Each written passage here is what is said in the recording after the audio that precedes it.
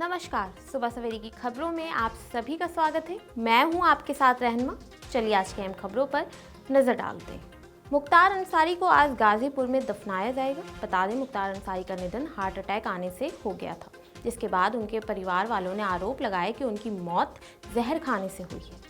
गुरुवार की देर रात मुख्तार अंसारी के निधन के बाद शुक्रवार को दिन भर पूर्वांचल की माफिया की बांदा मेडिकल कॉलेज में पोस्टमार्टम की प्रक्रिया चली। इसके बाद मुख्तार का शव परिजनों को सौंप दिया गया। मुख्तार अंसारी का हाल भी माफिया अतीक अहमद जैसा ही होता दिख रहा है। अतीक के सुपुर्दे खाक में उसकी पत्नी और बच्चे शामिल नहीं हो पाए थे। जेल में बंद मुख्तार के बेटे अब्बास अंसारी की पैरोल की अर्जी हाई कोर्ट ने सुनने से मना कर दिया था। सुप्रीम कोर्ट में भी अपील नहीं सुनी गई है। ऐसे में अब्बास जनाजे में नहीं पहुंच सकता है। मुख्तार की पत्नी अफसा अंसारी भी फरार है। सबकी नज़र इस बात पर होगी कि अफसा जनाजा निकलने से पहले मुख्तार को आखिरी बार देख पाएंगी या नहीं। हालांकि दूसरा बेटा उमर अंसारी अभी अपने पिता के शव के साथ है। मुख्तार अंसारी की मौत पर राजनीति गर्मा गई है। 65 आपराधिक मामलों में कथित तौर पर शामिल और पिछले 2 साल में 8 मामलों में सजा पा चुके अंसारी की बड़ी पकड़ पूर्वी उत्तर प्रदेश में थी। अंसारी ने कुछ समय पहले आरोप लगाया था कि उन्हें जेल में जहर दिया जा रहा है। कल तबीयत बिगड़ने पर बांदा जेल और उसके बाद मेडिकल कॉलेज में उन्हें एडमिट कराया गया। इलाज के दौरान ही मुख्तार की मौत हो गई थी। इनकम टैक्स विभाग ने एक बार फिर कांग्रेस को नोटिस जारी किया है, जिसको लेकर राहुल गांधी ने केंद्र सरकार पर तंज कसा है। राहुल गांधी ने कहा है कि जब सरकार बदलेगी तो लोकतंत्र का चीरहरण करने वालों पर कार्रवाई जरूर होगी। कार्रवाई ऐसी होगी कि दोबारा फिर किसी की हिम्मत नहीं होगी ये सब करने की। ये मेरी गारंटी है। दरअसल इनकम टैक्स विभाग ने शुक्रवार सुबह कांग्रेस को 1700 करोड़ रुपए का नया डिमांड नोटिस जारी किया। यह डिमांड नोटिस 2017-18 से 2020-21 के लिए है। इसमें जुर्माना के साथ ब्याज भी शामिल है। नए नोटिस को लोकसभा चुनाव से पहले नकदी संकट से जूझ रही कांग्रेस के लिए झटका माना जा रहा है। 2 दिन पहले 28 मार्च को ही दिल्ली हाईकोर्ट ने टैक्स असेसमेंट को लेकर दायर कांग्रेस की याचिका खारिज कर दी थी। अगर ये इंस्टीट्यूशंस अपना काम करते, अगर सीबीआई अपना काम करती, ईडी अपना काम करती, तो ये नहीं होता। तो उनको ये भी सोचना चाहिए, ये जो सब कर रहे हैं, कि किसी ना किसी दिन बीजेपी की सरकार बदलेगी और फिर कार्रवाई होगी, और ऐसी कार्रवाई होगी कि मैं गारंटी कर रहा हूं ये फिर से कभी नहीं होगा।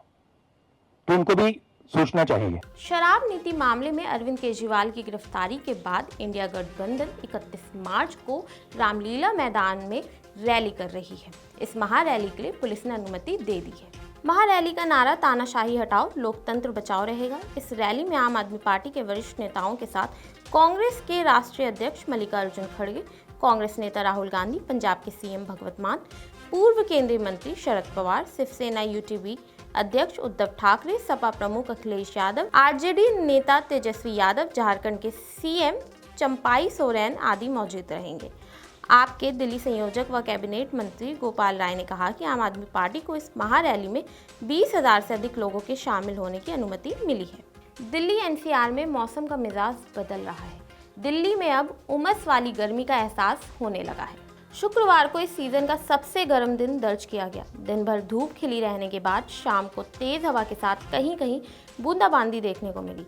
इसमें बढ़ती गर्मी पर तो रोक लगी है। मौसम भी थोड़ा सुहाना हो गया है।